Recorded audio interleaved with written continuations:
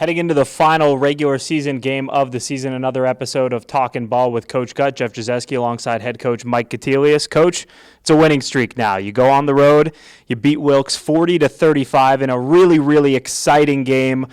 Two physical teams kind of going at it, but then getting the job done through the air with Madden Lowe being named the Offensive Player of the Week in the Landmark. So we'll start on the offensive side of the ball. It was really a really efficient day for you guys. You were really able to get some things done through the air and on the ground. How did that feel to see it all kind of culminate and come together?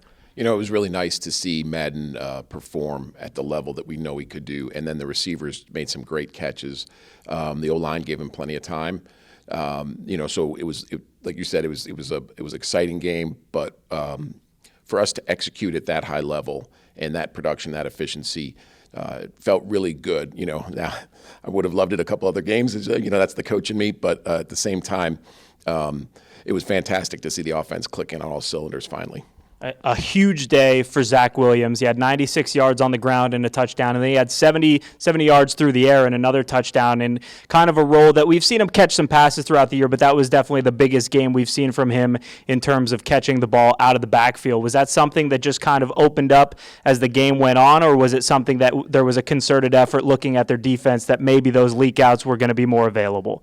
We thought it might be there, but earlier in the game they were kind of shutting it down, but then as we got later in the game, they put in some different coverages that really allowed him to just sneak out. And we're glad that Zach can catch the ball as well as run it, that's for sure. And finally, on the offensive side, when you look at the different pass catchers that you guys have and then also getting that boost on the ground game, how much more does that open up the system for Coach Shaker to kind of be able to pick and choose plays and kind of go in and out of the run game and the pass game? Yeah, once you have more guys available and more guys performing, now you can, the playbook gets extended a little bit. We're always going to be very true to what our offense is. But you do now have some change-ups. When something else becomes successful, now you can have, the off-speed pitch and get them on something else. Obviously Wilkes was able to put some points on the board, especially in that fourth quarter where it was just kind of really back and forth. But over those middle two quarters, you guys really figured some things out defensively and really were able to stop them while you built that lead. Is there anything that you saw during that period that you can really pull from and say, okay, that's what we need to do more consistently?